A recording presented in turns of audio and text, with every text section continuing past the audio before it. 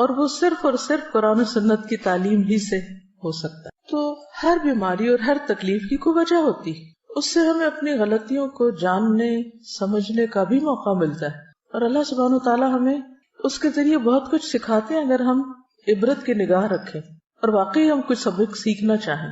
پھر یہ ہے کہ ہم مزید کئی چیزیں سیکھتے بھی ہیں. جب بیماری آتی ہے تو پھر آپ اس کے علاج کے لیے ڈاکٹرز کے پاس جاتے ہیں، آپ کی ملاقاتیں ایسے ایسے لوگوں سے ہوتی ہیں جو عام طور پر ممکن نہیں. مجھے اپنی بیماری کے دوران انتہائی پڑھے لکھے اور مختلف طرح کے لوگوں سے ملنے کا اتفاق ہوا. تو جب بھی میں کسی نئے ڈاکٹر کے پاس، بہت لرنڈ شخص کے پاس جاتی تو میں سوچتی کہ کیا اس بیماری کے بغیر میں اس سے ملاقات کر سکتی تھی؟ نہیں کر سکتی تھی. اس سے سیکھ سکتی تھی جو اس نے مجھے 1-on-1 بیس پر بہت سی باتیں سکھائی ہیں، نہیں سیکھ سکتی تھی. تو اس میں بھی خیر ہے، تکلیفیں تو آتی جاتی رہتی، لیکن ہر چیز کا انسان اگر مثبت پہلو سامنے رکھے تو وہی لمحے انسان کے لیے خوشگوار بھی بن جاتے ہیں. مثلا آپ کے دانت میں تکلیف ہے اور آپ 1 گھنٹے بھر کے لیے ڈینٹسٹ کے کلینک میں سٹک ہو گئے ہیں، اور اس وقت جو مشینیں آپ کے اتنے دل کے قریب چلتی ہیں اور جو آپ سب کچھ دیکھتے ہیں اس سے دل بھی دھڑکتا ہے، خوف بھی آتا ہے، اور موت کتنی شدت کے ساتھ اور اپنی بے بسی کتنی اچھی طرح انسان کو معلوم ہو جاتی. پھر اپنی غلطیاں ایک ایک کر کے یاد آتی ہیں کہ کیا کھانا چاہیے تھا، کیا نہیں کھانا چاہیے تھا، کیسے دانت صاف کرنے چاہیے تھے، کہاں ہم سے کوتاہی ہوئی. اور پھر یہ ہے کہ مرنے کے بعد اور آخرت میں اور انسان وہاں ایسا غور و فکر کرتا ہے کہ جو آپ اپنی مصروف روزمرہ کی زندگی میں کر ہی نہیں سکتے، کسی صورت میں نہیں کر سکتے. اسی طرح جب آپ مختلف کلینکس پہ جاتے ہیں تو بعض اوقات آپ ورسٹ کیسز دیکھتے ہیں. گھر میں رہ کے تو آپ ہی بیمار بنے ہوئے، لیکن باہر جاتے ہیں آپ دیکھتے ہیں کہ ہم سے زیادہ کس کس تکلیف اور مصیبت میں لوگ، تو اپنی تکلیف کم لگتی ہے اور شکر ادا ہوتا ہے. یعنی پھر انسان تکلیف پر شکر ادا کرنا سیکھتا ہے. اسی طرح لامتناہی فوائد ہیں. اگر آپ ان فوائد پہ غور کرنا چاہیں اور آپ ان کو جاننا چاہیں، ان سب پر غور کا فائدہ یہ ہوگا کہ آپ کے اندر ایک عجیب اطمینان اور ایک شکر کی کیفیت پیدا ہوگی اور آپ پرسکون ہو جائیں گے. آپ نے دیکھا ہوگا ایک شخص فوت ہوتا ہے تو دوسرا اس کے فوت ہونے کی خبر سن کے ہارٹ اٹیک میں فوت ہو جاتا ہے. ایسی خبریں بھی آپ نے پڑھی ہوں گی. تو چھوٹے چھوٹے غم اور تکلیفیں جو انسان پہ آتی رہتی ہیں یہ انسان کو مضبوط بھی کرتی ہیں اور بڑی خبریں سننے کا ایک حوصلہ بھی پیدا کرتی ہیں. اور ایک نبأ عظیم بڑی خبر تو ہے ہی ہم سب کے سامنے، وہ تو مرے ہوئے کو بھی اٹھا کے کھڑا کر دے گی. وہ کون سی؟ عما یتساءلون عن النبأ العظیم. کس چیز کے بارے میں آپس میں ایک دوسرے سے باتیں کر رہے ہیں اور ڈسکشنز کر رہے ہیں؟ اس بڑی خبر کے بارے میں. الذی ہم فیہ مختلفون، جس میں ان کی آراء مختلف ہیں، ان کے اپنے بھی ڈس ایگریمنٹس ہیں. ریالٹی کو جھٹلا کے یہ نہیں کہ یہ اتفاق کر گئے. کلا سیعلمون ثم کلا سیعلمون، ہرگز نہیں، عنقریب یہ جان لیں گے کہ حقیقت کیا تھی، پھر ہرگز نہیں، ضرور یہ جان لیں گے، انہیں چل جائے گا پتا کہ اصل حقیقت کیا تھی. تو ہم سب بھی جتنا اس دن کو بلائیں، جتنا بھی ڈینائی کریں، لیکن بہت جلد ہم میں سے ہر ایک کو اس کی اصل حقیقت پتہ چل جائے گی. چھوٹی چھوٹی بیماریاں دراصل اس بڑی بیماری کی تیاری کا ایک حصہ بھی ہو سکتی. تو بہرحال بیماری انسان کے گناہوں کو بھی دور کرتی ہے، اللہ کی رضا کا بھی سبب بنتی ہے. کیونکہ منافق کو نہیں پتا ہوتا بیماری کیوں آئی اور کیوں چلی گئی، لیکن مومن جو ہے اس کے لیے بیماری میں بہت سارے سبق ہوتے ہیں. اور پھر اگر کسی کی بیماری کی خبر آپ سنتے ہیں، کسی عزیز پیارے کی، تو پھر آپ کے دل میں اگر ایک تڑپ اٹھتی کہ میں اس کے لیے کچھ کر سکوں، اس کی عادت کا آپ کے دل میں جذبہ آتا ہے. اس عادت پر کتنا زیادہ اجر ہے. اس کے بارے میں ایک حدیث آپ کے سامنے رکھوں گی. ابو اشعث کہتے ہیں کہ وہ دوپہر کے وقت مسجد دمشق کی جانب روانہ ہوئے. جامع دمشق بہت مشہور مسجد ہے، یعنی شام سیریا میں دمشق کے اندر ہی بہت بڑی، یعنی سینٹرل ماسک، اور یہ اس وقت سے ہے. راستے میں حضرت شداد بن اوس رضی اللہ عنہ سے ملاقات ہو گئی. صحابی ہیں، تو گویا دور صحابہ میں وہ مسجد آباد ہو چکی تھی. ان کے ساتھ سنابحی بھی تھے، نام ہے. میں نے پوچھا کہ اللہ تعالیٰ آپ پر رحم فرمائے، کہاں کا ارادہ ہے، کہاں جا رہے ہیں؟ انہوں نے فرمایا کہ یہاں ایک بھائی بیمار ہے، اس کی عیادت کے لیے جا رہے ہیں. چنانچہ میں بھی ان کے ساتھ چل پڑا. اچھا آپ جا رہے ہیں تو میں بھی ثواب کو مانوں. جب وہ دونوں اس کے پاس پہنچے تو اس سے پوچھا کہ کیا حال ہے. اس نے بتایا کہ میں نے اچھے حال میں صبح کی ہے. قال اصبحت بنعمت، ہیں بیمار لیکن کیا کہہ رہے ہیں؟ اصبحت بنعمت، اچھے حال میں صبح کی ہے. حضرت شداد نے فرمایا خوش ہو جاؤ، ابشر، کہ تمہارے گناہوں کا کفارہ ہو چکا اور گناہ معاف ہو چکے، کیونکہ میں نے نبی صلی اللہ علیہ وسلم کو یہ فرماتے ہوئے سنا ہے کہ اللہ تعالیٰ فرماتا ہے جب میں اپنے بندوں میں سے کسی مومن بندے کو آزماتا ہوں، یعنی اس کا امتحان لیتا ہوں، اور وہ اس آزمائش پر بھی میری تعریف کرتا ہے، اس تکلیف کے آنے پر بھی میری تعریف کرتا ہے، یہ اہم پارٹ ہے۔ تو جب وہ اپنے بستر سے اٹھتا ہے وہ اپنے گناہوں سے اس دن کی طرح پاک صاف ہوتا ہے جس دن اسے اس کی ماں نے جنم دیا تھا۔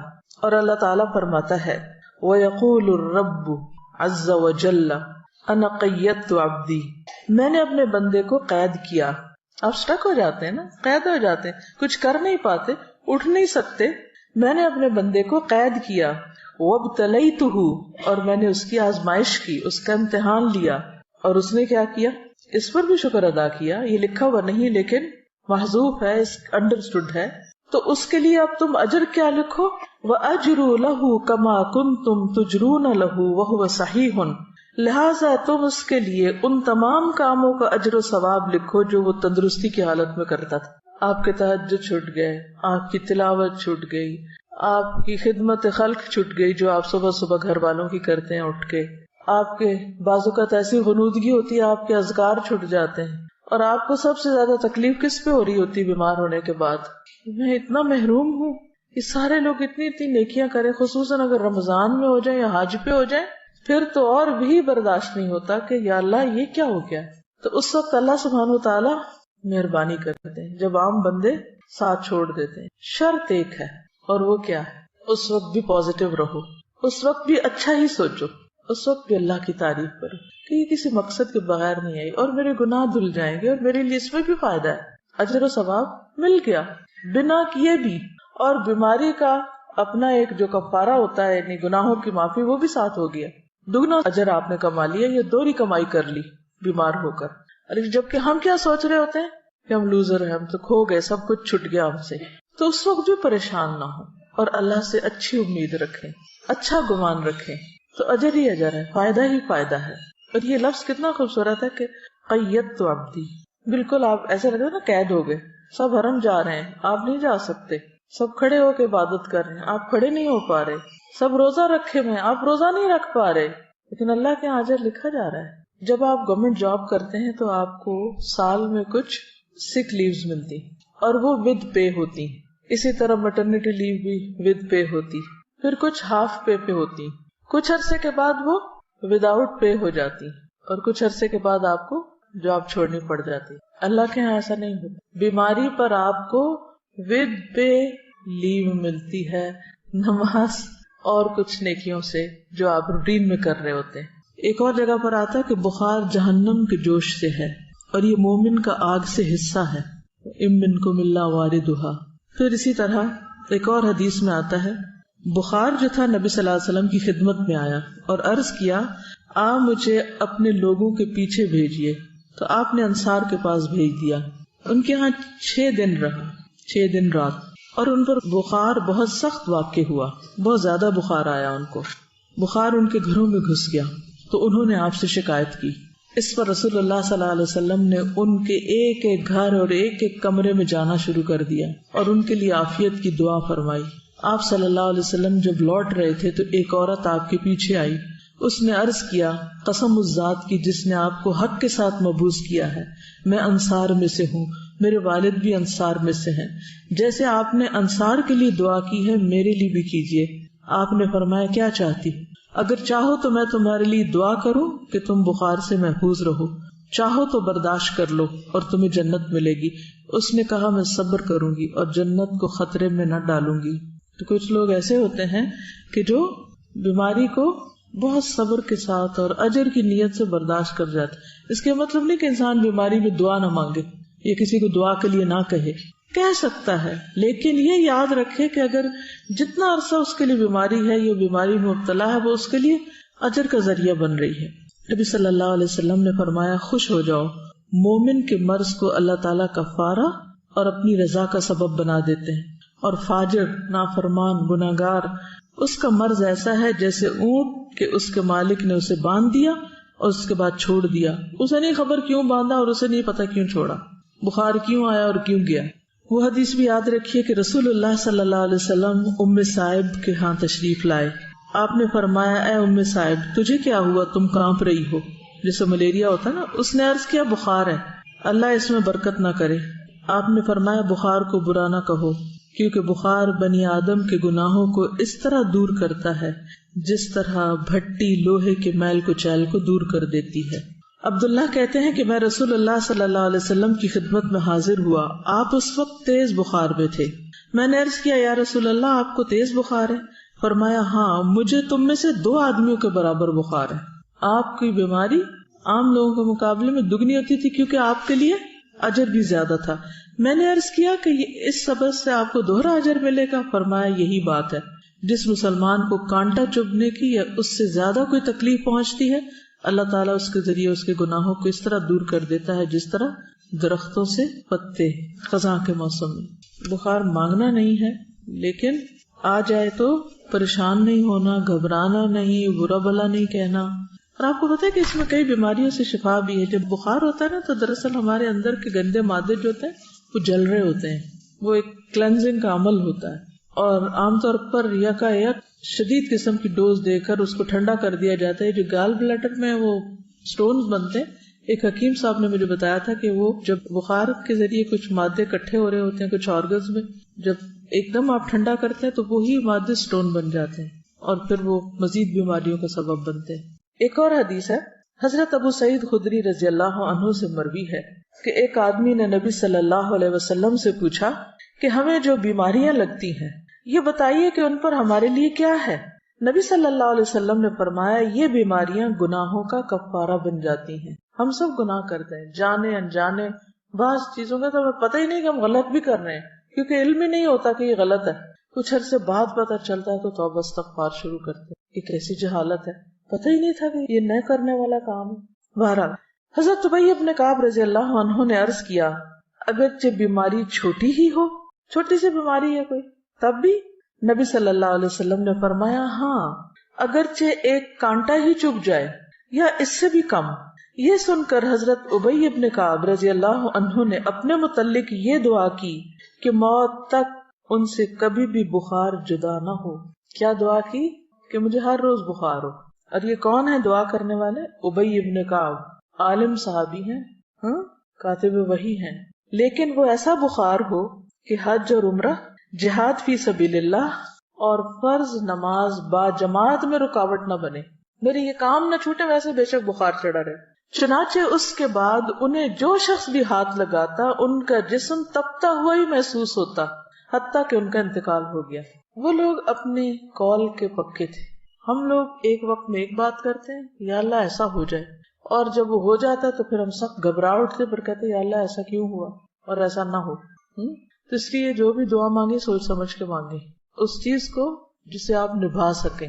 لیکن عافیت کی دعا بہرحال اللہ تعالیٰ کو بہت محبوب ہے. اپنے لیے عافیت ہی مانگے، مگر عافیت مانگنے کے باوجود بھی کچھ نہ کچھ تکلیف آ ہی جاتی ہے. اصل سبق جو سیکھنے کا ہے وہ یہ کہ جب تکلیف آ جائے تو اس وقت آپ کا رویہ کیا ہونا چاہیے. بیماری میں مومن کا رویہ، اصل چیز جو کاؤنٹ کرتی ہے وہ کیا ہے کہ ہم کسی بات یا کسی موقع پر کیسے ریئیکٹ کرتے ہیں. ہم کیا کرتے ہیں؟ لِيَبْلُوَكُمْ أَيُّكُمْ أَحْسَنُ عَمَلًا. اور یہ احسن عمل صرف نماز کا خشوع نہیں دیکھا جا رہا، وہ تو اپنی جگہ ہے. یہ احسن عمل ہر عمل میں احسن، ہر عمل میں اچھا رویہ. آپ دیکھیے کہ اگر اس بات پر انسان پورا اتر جائے تو جنت بھی ہے اس کے لیے، لیکن دنیا میں بھی کتنا سکون ہو جائے. ہمیں عموماً تکلیف کس چیز سے ہوتی ہے؟ لوگوں کے کن رویوں سے ہوتی ہے تکلیف؟ جب وہ چھوٹی چھوٹی بات پر آپے سے باہر ہو جاتے ہیں. کوئی بات مرضی کے خلاف ہو گئی تو اتنا نیگیٹو وے میں ریئیکٹ کیا، موڈ آف کر لیا، کئی دن تک بولنا چھوڑ دیا، سیدھے منہ بات نہ کی. اسی سے تو دل تنگ ہوتے ہیں نا. کہیں بھی اکٹھے رہنا مشکل ہو جاتا ہے لوگوں کا.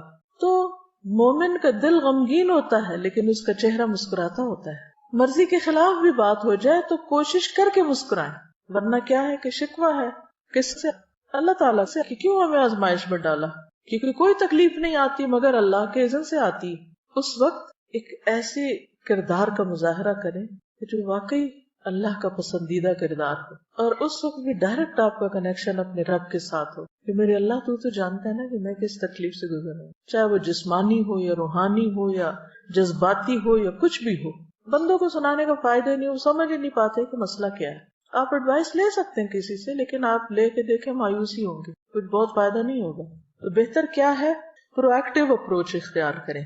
مثلاً روٹین میں جیسے اب قرآن مجید آپ پڑھ رہے ہیں، اس کے ساتھ ایک تعلق ہے، آپ نے دیکھا ہوگا ہر روز جواب آتا ہے کہ نہیں، جیسے جیسے حالات گزر رہے ہوتے ہیں ویسے ویسے آیات آ رہی ہوتی ہیں. یہ پرو ایکٹیو اپروچ ہے، مسائل سے نبٹنے کی ہے، ہدی للمتقین ہے، ہدایت ہے، گائیڈنس ہے آپ کے لیے. آپ کو روز کے مسئلوں کا حل پیش ہو رہا ہے. کوئی تک ہی نہیں بنتی کہ انسان پھر قرآن کو چھوڑ کے بیٹھ جائے.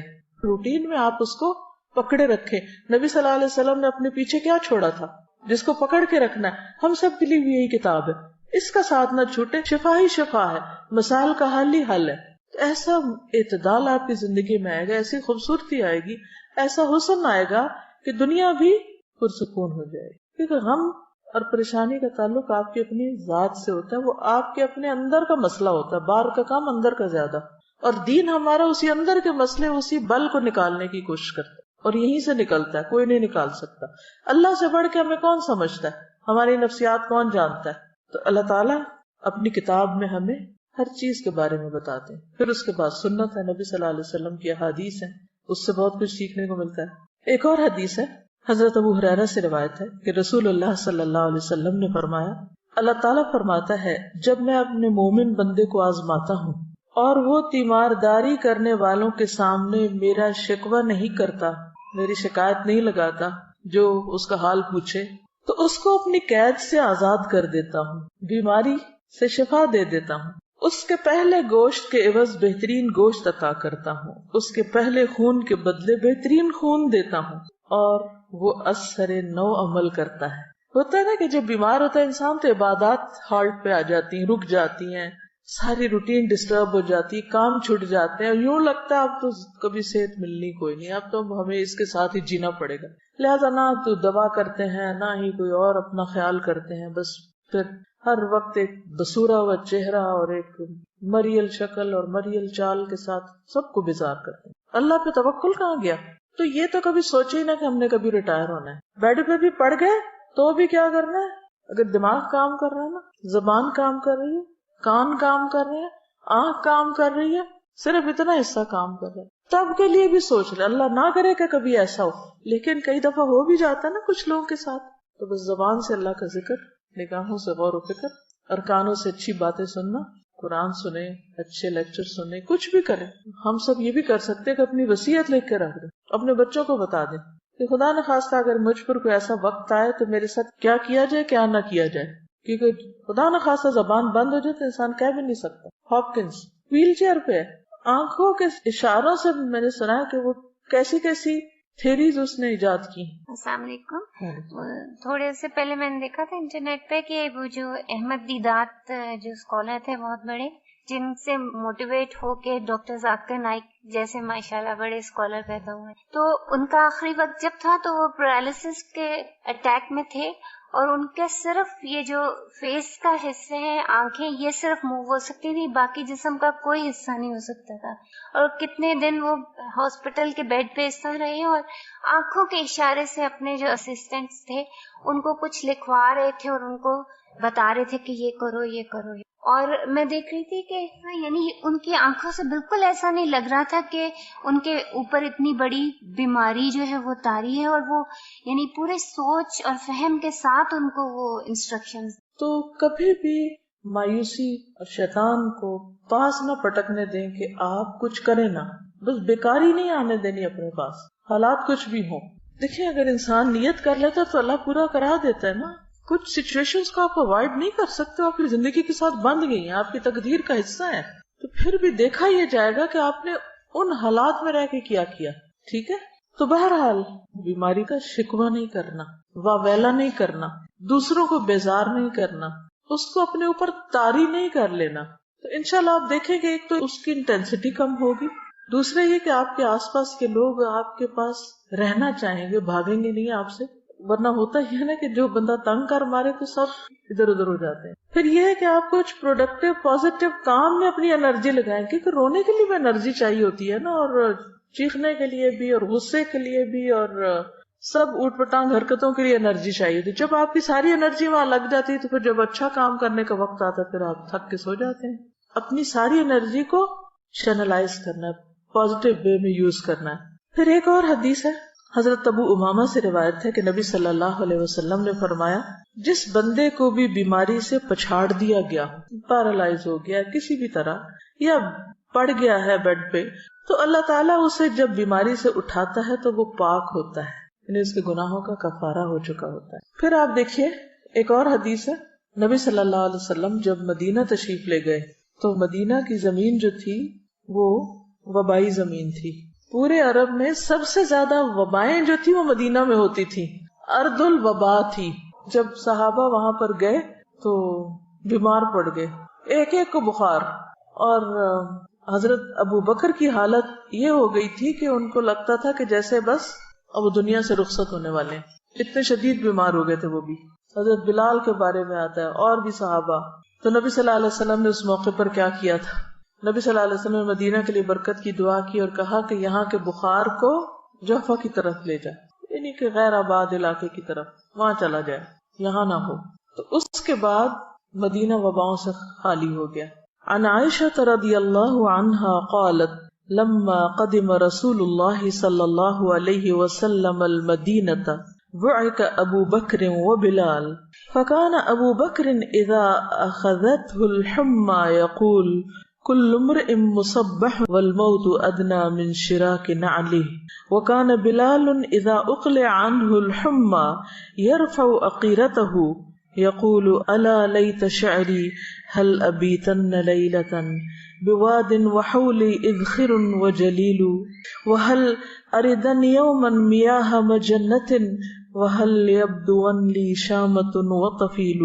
قال اللهم لعن شيبة بن ربيعة وعتبة بن ربيعة وأمية بن خلف كما أخرجونا من أرضنا إلى أرض الوباء. ثم قال رسول الله صلى الله عليه وسلم اللهم حبب إلينا المدينة كحبنا مكة أو أشد.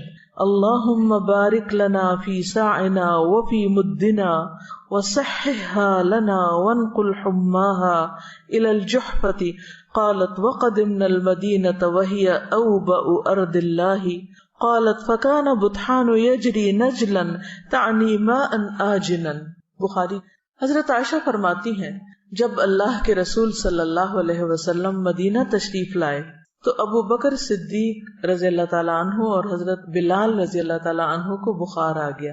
پھر ابو بکر کو جب بخار چڑھتا تو وہ یہ شعر پڑھتے, گھر میں اپنے صبح کرتا ہے ہر ایک فرد بشر, یعنی ہر شخص اپنے گھر میں صبح کرتا ہے اور موت اس کی جوتی کے تسمے سے بھی نزدیک تر ہوتی ہے. یعنی وہ اپنے آپ کو کیا سمجھتے کہ اب موت میرے بہت قریب ہے. یعنی کہ یہ پڑھنے کا مطلب کیا تھا کہ اب میں نہیں بچتا. کبھی آپ کے ساتھ ایسا ہوا کہ آپ کو بخار ہو یا کوئی بیماری لگے اور آپ سوچیں کہ اب تو میں مر ہی جاؤں؟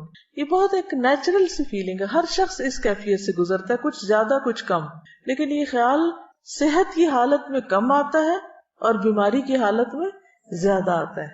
تو حضرت ابوبکر نے بھی اپنے انہی جذبات کا اظہار کیا کہ ہر شخص اپنے گھر میں صبح کرتا ہے اور موت اس کی جوتی کے تسمے سے زیادہ قریب ہوتی ہے. اور بلال کا بخار جب اتر جاتا تو وہ رو کر بلند آواز سے یہ پڑھتے, یوں لگتا ہے کہ جیسے کوئی ملیریا کی قسم کا بخار تھا کہ چڑھتا ہے اور اترتا ہے, تو رو کر بلند آواز سے یہ شعر پڑھتے, کاش پھر مکہ کی وادی میں رہوں, کیونکہ ہجرت کر کے مدینہ آئے تھے. کاش پھر مکہ کی وادی میں رہوں ایک رات, سب طرف اگے ہوئے ہوں وہاں جلیل اذخر نبات. اذخر ایک گھاس ہوتا ہے جس میں خوشبو ہوتی ہے اور وہ اپنے مردوں کو دفن کرتے ہوئے ان کے ساتھ بھی رکھتے تھے, اور جلیل بھی اسی طرح گھاس کی قسم. اور پیو پانی میں جنہ کا جو ہے آب حیات. یہ مکہ سے چند میل کے فاصلے پر مر الزہران کے قریب ایک مقام ہے, اسے سوق حجر بھی کہتے ہیں, وہاں پر یہ پانی تھا. یعنی وہاں کا پانی ہوتا ہے نا, کچھ چشمے مشہور ہو جاتے ہیں اچھے پانی. کاش پھر دیکھوں میں شامہ اور طفیل. یہ مکہ سے 30 میل کے فاصلے پہ 2 پہاڑ ہیں, تو ان کا ذکر, وہاں پہاڑوں کے بھی نام ہوتے, جیسے کسی پہاڑ کا نام لیجیے, جبل ابو قبیس, اور جبل کعبہ, جبل احد, جبل عیر, جبل نور جس میں غار حرا ہے. تو بہرحال یہ 30 میل دور پہاڑوں کے نام ان کو معلوم ہے اور ان کو یاد کر کے رو رہے ہیں. مکہ تو مکہ ہے. اچھا یہ جو جبل احد ہے یہ مدینہ کے ایک طرف ہے اور اس کے بالکل اپوزٹ سائڈ پر جہاں سے وہ شروع ہوتی ہے نا اس کی ذوالحلیفہ کے پاس، اگر کبھی آپ جائیں وہاں احرام پہنتے ہیں دوبارہ عمرہ کرنے کے لیے تو اس کے قریب ہے. اب جہنم کے پہاڑوں میں سے بہت عجیب سا پہاڑ ہے، دیکھ کے ایک وحشت ہوتی ہے. کالے رنگ کا پہاڑ ہے، جبل احد لال رنگ کا ہے، جیسے لال اینٹوں کا رنگ ہوتا ہے نا اسی قسم کا، اور اس کے اپوزٹ. تو اس کو میں دیکھتی اور آنکھیں بند کرتی، دیکھتی اور آنکھیں بند کرتی کہ اللہ تو محفوظ رکھنا اور یہ نہ ہمیں دکھانا. کیونکہ تپتی دھوپ کے اندر وہ کالے رنگ کا پہاڑ، اور پہاڑ کی بھی یوں چوٹی نہیں ہے، اوپر سے ایسے اسٹریٹ سا ہے، عجیب سا لگتا ہے دیکھ کے. تو یہ جہنم کے اندر ہوگا. اصل میں اللہ تعالیٰ نے دنیا میں انسان کو کچھ ایسی چیزیں دکھائی کہ جس سے وہ اپنے ان گھروں کو بھی یاد کر لے. ہوتا ہے نا کہ ہم جنت تو نہیں دیکھ سکتے، جہنم تو نہیں دیکھ سکتے، لیکن جب یہ کہا جاتا ہے کہ یہ ٹکڑا جنت کے ٹکڑوں میں سے ہے، یا پہاڑ جنت کے پہاڑوں میں سے ہے، یا یہ دریا جو ہے وہاں سے جاری ہوئے ہیں اور یہ جہنم کی وادی میں سے ہے، تو پھر وہ ایک عجیب طرح کی فیلنگ آتی ہے جو خالی سنتے رہنے سے نہیں آتی، دیکھنے سے ایک اور بات بنتی ہے. تو بہرحال حضرت بلال جو تھے وہ یہ شعر پڑھا کرتے تھے اور کہا کہ اے میرے اللہ، شیبہ بن ربیعہ اور عتبہ بن ربیعہ اور امیہ بن خلف، ان مردودوں پر لعنت کر جنہوں نے ہمارے ملک سے ہمیں نکال کر وبا کے ملک میں دھکیل دیا. مدینہ کیا تھا؟ وبا کا ملک. رسول اللہ صلی اللہ علیہ وسلم نے یہ سن کر فرمایا، یا اللہ مدینہ بھی ہم کو مکہ کی طرح یا اس سے بھی زیادہ محبوب بنا دے، یعنی ہمیں مدینہ سے بھی محبت دے دے یا مکہ سے بھی زیادہ دے دے. یا اللہ ہمارے سا اور مد میں برکت دے دے، پیمانے ہیں، اور مدینہ کی ہوا صحت بخش کر دے. یہ جملہ غور کیجئے، مدینہ کی ہوا صحت بخش کر دے اور وہاں کا بخار جوہفہ میں لے جائے. جوہفہ بھی میقات پر ہے. حضرت عائشہ فرماتی ہیں ہم جب مدینہ میں تھے تو سارے ملکوں سے زیادہ وبا وہاں تھی. پھر فرمایا کہ مدینہ میں بطحان ایک نالا تھا، اس میں بہت ہی تھوڑا بد مزہ اور بدبودار پانی بہتا رہتا تھا، لیکن جب اللہ کے رسول صلی اللہ علیہ وسلم نے وہاں کے لیے دعا کی تو بہت سی نعمتیں وہاں پر اللہ تعالیٰ نے عطا کی. اور یہاں آپ نے جو دعا کی نا بہت دلچسپ ہے کہ مدینہ کی ہوا صحت بخش کر دے. مدینہ کی، ہم کہتے ہیں نا ایئر میں کچھ ہے، ایسے بولتے ہیں نا عام طور پہ، جیسے مکہ جاتا ہے نا تو ایک دم فلو ہونے لگتا ہے یا کچھ، تو ہم کہتے ہیں یہ ایئر میں ہے، بس آپ کو چمٹنا اس نے کہیں بھی جا کے پکڑ لینا ہے. اسی طرح آپ نے بھی دیکھا ہوگا کہ جب کوئی شخص ایک خاص علاقے میں رہ کر بیماری ہوتا چلا جائے تو عموماً کیا کہتے ہیں؟ جگہ تبدیل کریں. تو پھر جو ہی جگہ تبدیل کرتا بیماری چلی جاتی ہے. آپ نے بھی شاید اس کا پرسنلی ایکسپیرینس کیا ہو، ایک جگہ پہ رہ کے آپ کو مثلا کسی کو خارش لگ جاتی ہے، کسی کو کوئی اور، کسی کو نیند نہیں آتی، کسی خاص علاقے میں الرجیز ہوتی ہیں، تو وہ اس الرجی کے موسم میں وہ پولن ہوا میں ہی ہوتا ہے نا، پھر وہاں سے وہ چلے جاتے ہیں تو وہ ٹھیک ہو جاتے ہیں. دوسری جگہ وہی لوگ ہوتے ہیں بالکل ٹھیک ہوتے ہیں، کچھ بھی نہیں ہوتا ان کو. تو ہوا بھی اللہ کے حکم پہ معمور ہے، اس کو حکم ملتا ہے، اور یہ ساری چیزیں ان دیکھیں معلوم نہیں کیا کچھ ہمارے آس پاس کر رہی ہوتی. تو اس حدیث سے ایک تو دعا کی فضیلت بھی پتہ چلتی کہ انسان کو دعا مانگنی چاہیے. اب ایک وبا آ گئی ہے کسی ملک میں تو ہم ٹھیک ہے ویکسینیشن بھی کریں اور بھی بہت سی احتیاطی تدابیر کریں، لیکن اس کے ساتھ ساتھ دعا کریں کہ اللہ تعالیٰ یہاں کے موسم کو اچھا کر دے. سردیوں میں جب عموماً فلو اور کھانسی اور خشک کھانسی تو ہم کیا کہتے ہیں، سب کیا ہے، بارش نہیں ہوئی نا، تو یہ سب بیماریاں ہیں. تو بچپن میں سمجھ نہیں آتی کہ بارش سے بیماری کا کیا تعلق ہے. بڑے بزرگ یہ کہہ رہے ہوتے ہیں نا اس دفعہ بارش نہیں ہوئی تو یہ اور یہ مسئلے ہو گئے، بہت زیادہ چیز پھیل گئی ہے. تو بارش بھی پاک کرتی ہے موسم کو. کس کو صاف کرتی ہے زیادہ؟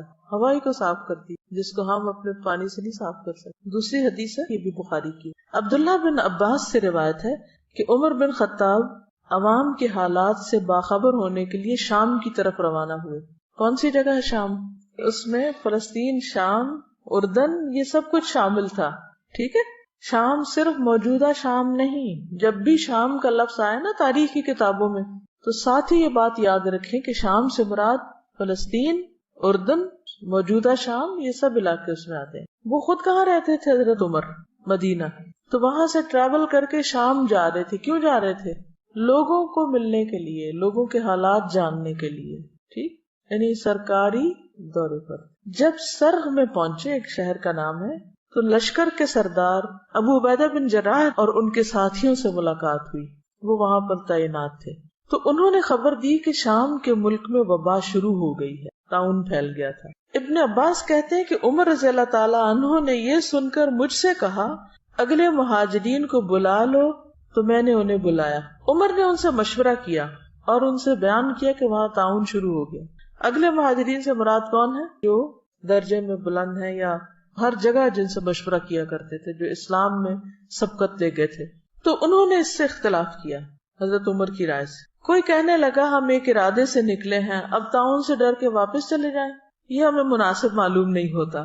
کسی نے کہا آپ کے ساتھ وہ بڑے بڑے صحابہ ہیں جو باقی رہ گئے ہیں اور ان کی زندگی قیمتی ہے، ہم مناسب نہیں سمجھتے کہ آپ انہیں لے کے وبا کے ملک میں چلے جائیں، وہ بھی سارے ختم ہو جائیں گے. یعنی چند سینئر صحابہ ہیں. عمر نے کہا اچھا اب تم جاؤ، میں نے تمہاری رائے سن لی. پھر انصار کو بلایا. حضرت عمر نے ان سے مشورہ کیا. انہوں نے بھی مہاجرین کی طرح اختلاف کیا. کوئی کہنے لگا آگے بڑھو، کسی نے کہا لوٹ چلو. یعنی لوگوں کا اوپینین مختلف تھا. کوئی کہتا تھا نہیں جائیں گے، کوئی کہتا تھا نہیں واپس. اچھا، ایک بات ہے کہ صحابہ بہت سچے لوگ تھے. جو ان کے دل میں ہوتا تھا وہ ان کی زبان پہ، جو ان کی رائے ہوتی تھی وہ بلاگ ہوتی تھی کہ یہ ٹھیک ہے یا نہیں ہے. پھر کہا یہاں قریش کے کچھ بوڑھے لوگ ہوں گے تو ان کو بلا لو، یعنی ان مہاجرین میں سے جنہوں نے مکہ فتح ہونے سے پہلے یا فتح مکہ پر ہجرت کی تھی. میں نے انہیں بلایا. انہوں نے ایک زباں ہو کر یہی رائے دی کہ آپ کا واپس جانا ہی مناسب ہے، واپس جائیں، اور وبائی ملک میں لوگوں کو لے جا کر پڑاؤ ڈالنا مناسب نہیں. یہ سنتے ہی حضرت عمر نے کیمپ میں منادی کرا دی کہ میں صبح کو اونٹ پہ سوار ہو کر مدینہ کی طرف لوٹوں گا. صبح ایسے ہی ہوا. عمر ساتھیوں کے ساتھ مدینہ کی طرف لوٹ چلے. ابو عبیدہ بن جراح کہنے لگے کیا اللہ کی تقدیر سے بھاگتے ہو؟ عمر واپس جا رہے ہو؟ عمر نے کہا اگر یہ کلمہ کوئی اور کہتا تو میں اسے سزا دیتا. ابو عبیدہ بن جراح جو تھے بہت سینئر صحابہ میں سے تھے، امین الامہ کہلاتے ہیں. تو ان کی بات کو انہوں نے سنا اور صبر حوصلے سے سنا. جواب میں کہا ہم اللہ کی تقدیر سے بھاگتے ہیں، مگر کدھر بھاگتے ہیں؟ اسی تقدیر کی طرف. ابو عبیدہ یہ تو بتاؤ اگر تمہارے پاس اونٹ ہو اور تم ایک نالے پر پہنچو جس کے دونوں کناروں میں ایک کنارہ تو سرسبز ہو اور دوسرا سوکھا خشک، اور تم سرسبز کنارے میں اونٹ چراؤ تو یہ اللہ کی تقدیر سے ہوگا، اور اگر خشک کنارے میں چراؤ تب بھی اللہ کی تقدیر سے ہوگا. بہرحال تقدیر سے تو نہیں نکل سکتے. ابن عباس نے کہا اس کے بعد ایسا ہوا کہ عبد الرحمن بن عوف آئے. وہ ان مشوروں میں شریک نہیں تھے، کام کاج کے لیے کہیں گئے ہوئے تھے. انہوں نے یہ سب باتیں سن کر کہا میرے پاس تو اس مسئلے میں دلیل موجود ہے، تم لوگ آپس کی باتیں کر رہے ہو، میرے پاس ٹیکسٹ نص ہے. میں نے رسول اللہ صلی اللہ علیہ وسلم سے سنا. اس کی عربی بتا دیتی ہوں. اذا سمعتم به بأرض فلا تقدموا عليه واذا وقع بأرض وانتم بها فلا تخرجوا فرارا منه قال فحمد اللہ عمر ثم انصرف. مطلب کیا ہے کہ حضور صلی اللہ علیہ وسلم نے کیا فرمایا، وہ دلیل کیا تھی؟ آپ فرماتے تھے جب تم سنو کسی ملک میں وبا پھیلی ہوئی ہے تو وہاں نہ جاؤ، اور اگر اس ملک میں پھیلے جہاں تم ہو تو وہاں سے بھاگ کے مت جاؤ. یہ سن کر عمر اللہ کا شکر بجا لائے کہ ان کی رائے حدیث کے مطابق تھی، اور وہ مدینہ کو شرح صدر کے ساتھ واپس لوٹ گئے. اس سے کیا باتیں پتہ چلتی کہ جہاں وبا پھیلی ہوئی ہو وہاں نہیں جانا چاہیے، اور اگر وہاں رہتے ہیں آپ تو وہاں سے بھاگ کر کہیں اور نہیں جانا چاہیے. وہ کیوں؟ وائرس دوسری جگہ منتقل ہو جائے گا. تو اس سے کیا پتہ چلتا ہے کہ ایسے مواقع پر احتیاطی تدابیر کرنا دین کے عین مطابق کے خلاف نہیں ہے. ٹھیک ہے، اپنے آپ کو ہلاکت کی جگہ سے بچانا، نقصان سے بچانا، اپنی جان کا دفاع کرنا، اپنے جسم بدن صحت کا دفاع کرنا، یہ بھی دین کا حصہ ہے. اس میں مجھے جو بہت زیادہ بات فیسینیٹ کی حضرت عمر کی شخصیت کے اوپر ہے کہ نکلے ہیں، مسئلہ پیش آیا ہے، خود سے ہی نہیں فیصلہ کر لیا. کیا کیا؟ سب سے اکٹھا نہیں کیا، ایک سے کیا، دوسرے سے کیا. کیونکہ اگر بہت بڑا گروپ ہو مشورہ دینے والا تو وہ پھر صرف بحث مباحثہ شروع ہو جاتا ہے. تو انہوں نے مہاجرین سے الگ کیا اور انصار سے الگ کیا، پھر ان میں سے بھی جو سلیکٹڈ لوگ تھے ان سے پھر الگ کیا. پھر اس سب کے بعد جو سن کے ان کی رائے بنی اس پر عمل کیا، اور پھر عبد الرحمن بن عوف نے جب حدیث سنائی تو اس پر شکر ادا کیا.